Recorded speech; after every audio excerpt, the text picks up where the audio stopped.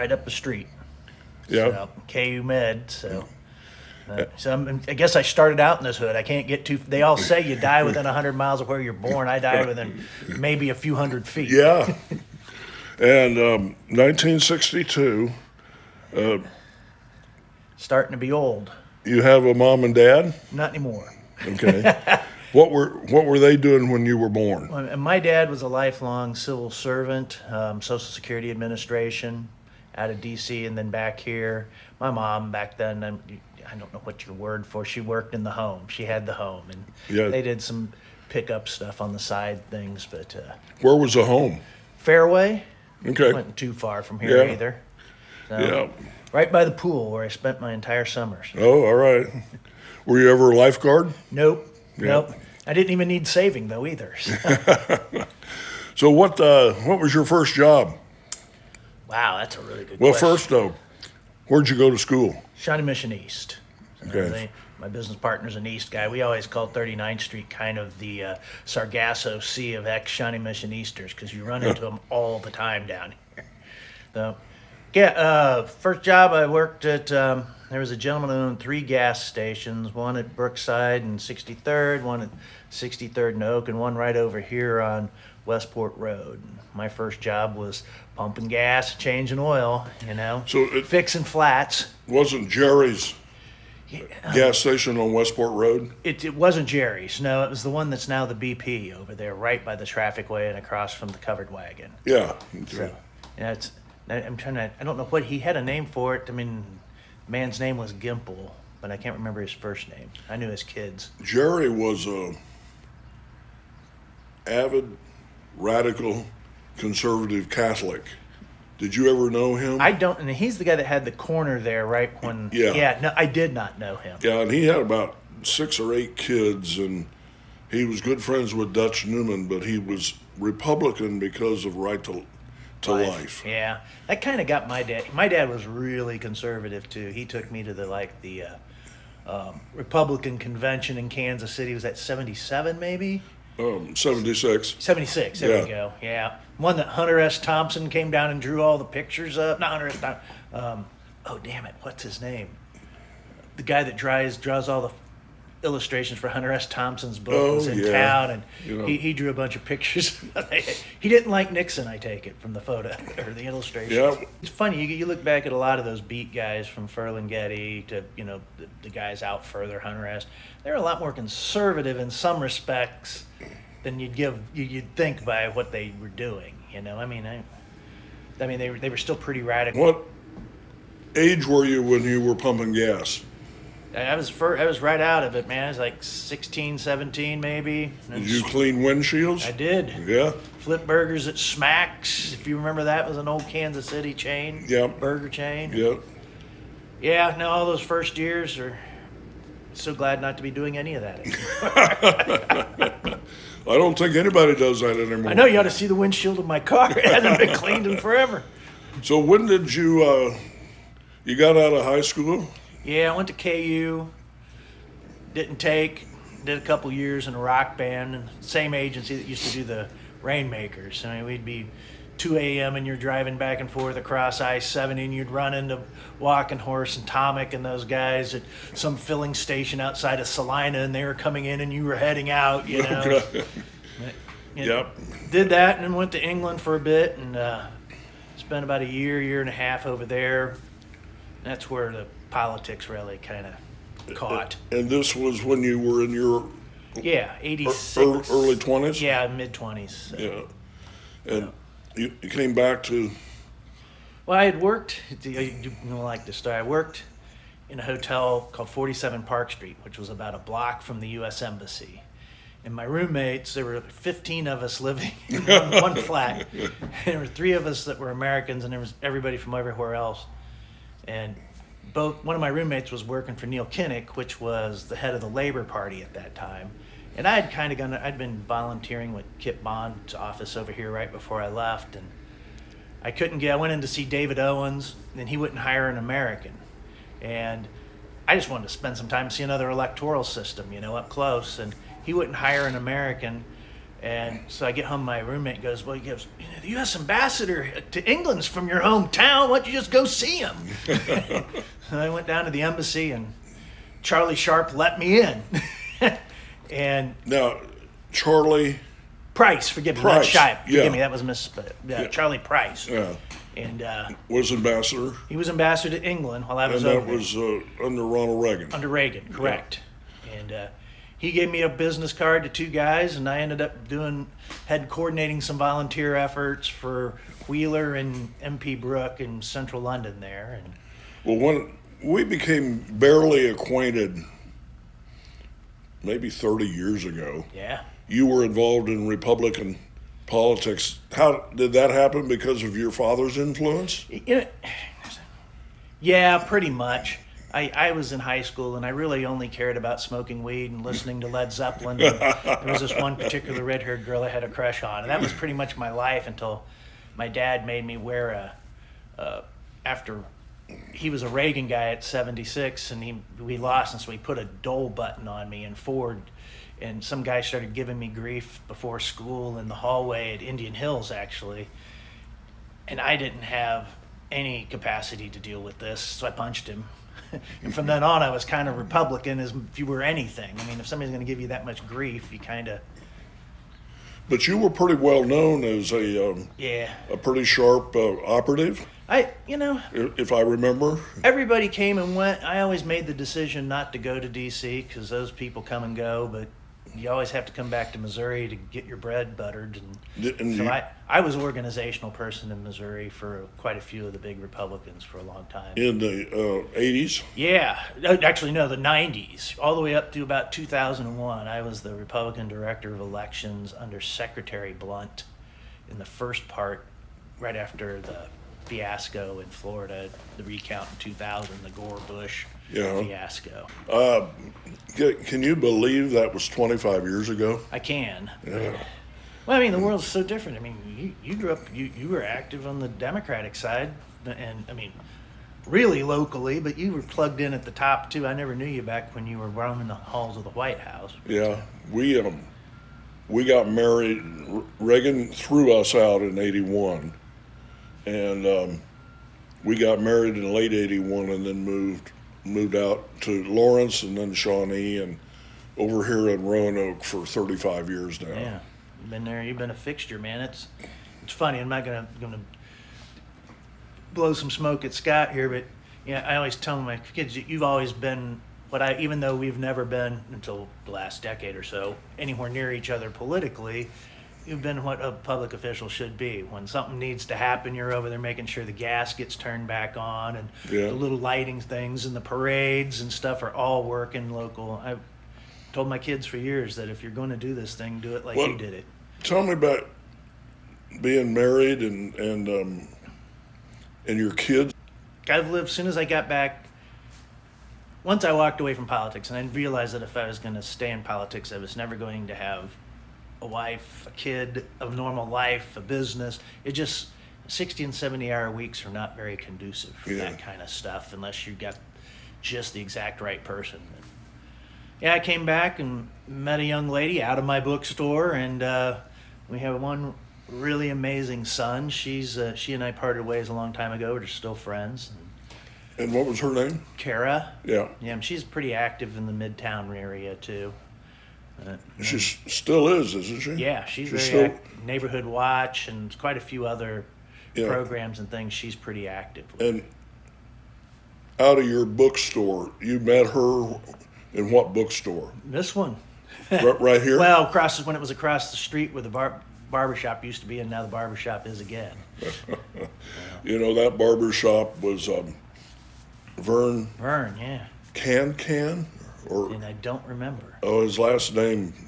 And his daughter was in the back as a hairstylist. Yep. Were you in there? Yeah, that's the place we were. That's where we first got a space. Damon Abnos walks in, and we wanted to get where the Chipotle is. And he goes, "You guys can't afford that. By the way, I already inked a contract for a big deal there, a national chain." And he takes us down to Vern. We walk in, and he walks us around.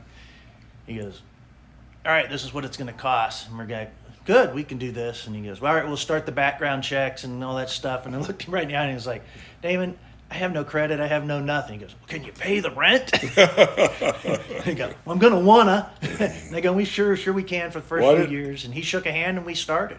I remember the hardware store. Yeah. That was a piece of work. It'd be right at like 5 o'clock, and you're walking up to the door with your stuff to get stuff, and he'd look at you and lock the door from the inside and turn around and leave. Yeah, I remember the guy that fixed the screen in the back. Man, we hear about that all the time. He was not a pleasant guy. But to get my screens done here. So tell me about your family. Your mom and dad have been deceased a while. Long time, yeah. I got an older brother who lives in Louisville. He's 86. Various vice presidential roles throughout Reynolds Metals Company. I got a younger brother in construction out in Independence. So got a partner, Leslie. She and I have been together, I shake my head, 15 years. And you've got a couple kids? I do. Well, she had two. It's a blended family.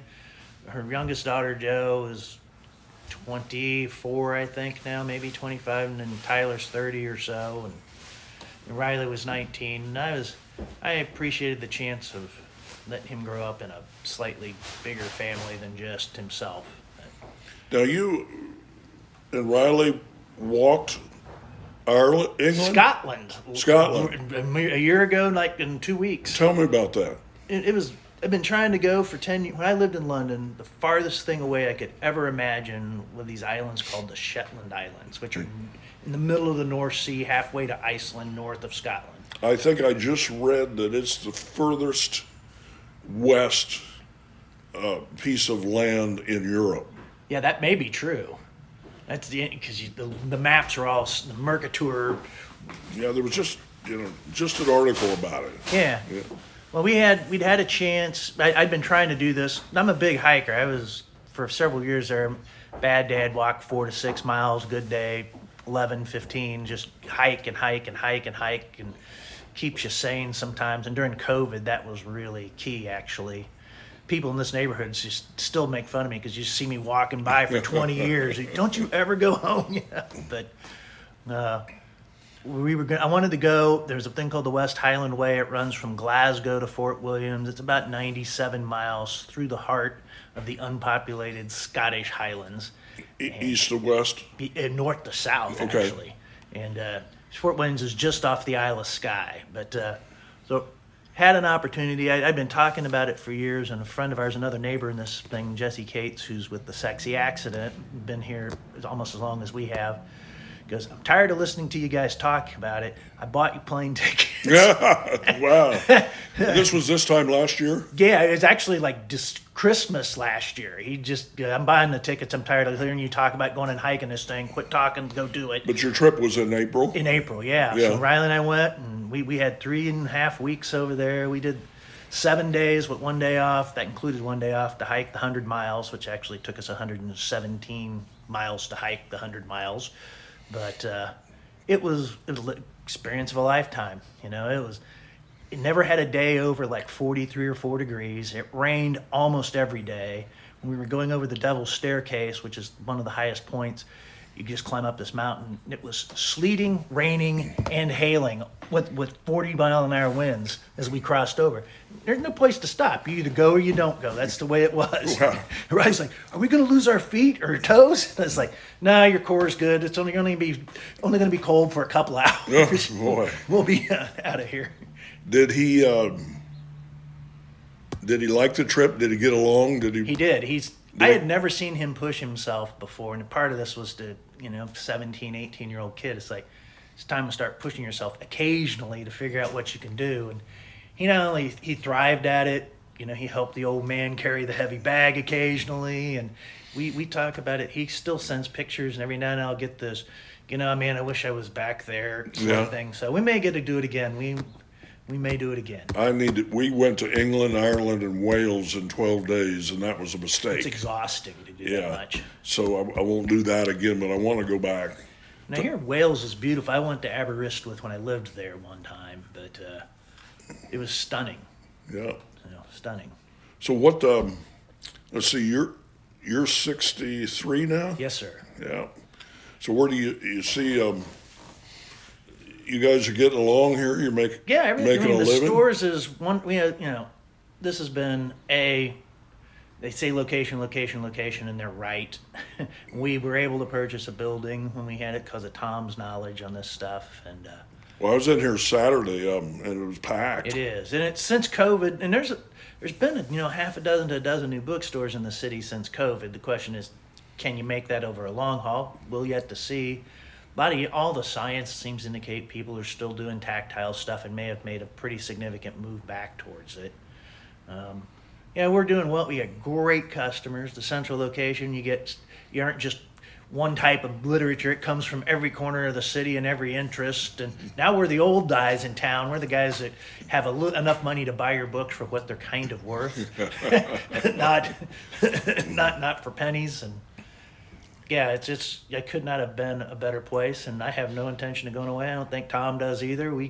Every day we out buying stuff and working on the building. And Well, I don't want to end this on a sad note, but what do you think is the state of America? oof, brother, I can tell you. I still remember the day I really quit politics. I'm driving across. I'm handling TV commercials and organizational stuff. They're setting locations for the TV commercials. I'm riding along. I'm just listening to shit, and it's like, I don't believe any of this.